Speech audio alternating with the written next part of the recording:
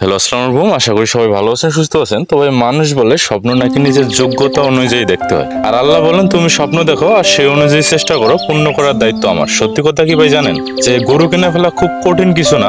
বাজারে যান, ভালো একটা জাত দেখেন, দরদাম করেন, টাকা দেন, গরু নিয়ে আসেন। এটা করতে আজকাল ভাই অনেকেই পারে, কিন্তু খামার চালানো এটা শুধু গরু দিয়ে হয় না, এইখানে মাথা লাগে। রাগ করবেন না ভাই, এটা সরাসরি বলতেছি। বাংলাদেশে এখন গরু কেনার লোক অনেক, কিন্তু মাথা খাটানোর লোক নাই। আপনি যদি খালি ভাবেন গরু থাকলেই হবে, তাহলে আপনি ভাই শুরুতেই ভুল করছেন। গরুর পাশে থাকতে হয় মানুষ, আর মানুষের মাথায় থাকতে হয় একটা সিস্টেম।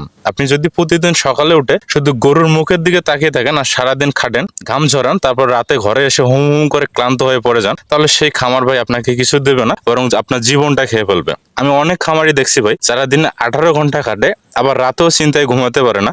কারণ লাভ নাই, খরচের খাতা নাই, প্ল্যান নাই, শুধু খেটে মরতেছে। আপনি যদি ভাবেন গরু 10টা থাকলেই টাকা আসবে, কিন্তু বলেন তো ভাই, সেই গরুগুলো খায় কত, খরচ কত হয়, বিদ্যুৎ বিল কত হয়, ফ্যান চলে কত ঘন্টা, লেবারের টাকা কত যায়, নিজের সময়, এইসব হিসাব করেন কই? আমরা নিজের সময়ের দাম দেই না, ভাবেন নিজের খাটুনি তো নিজেরই, এটা আবার হিসাব করতে হয় নাকি?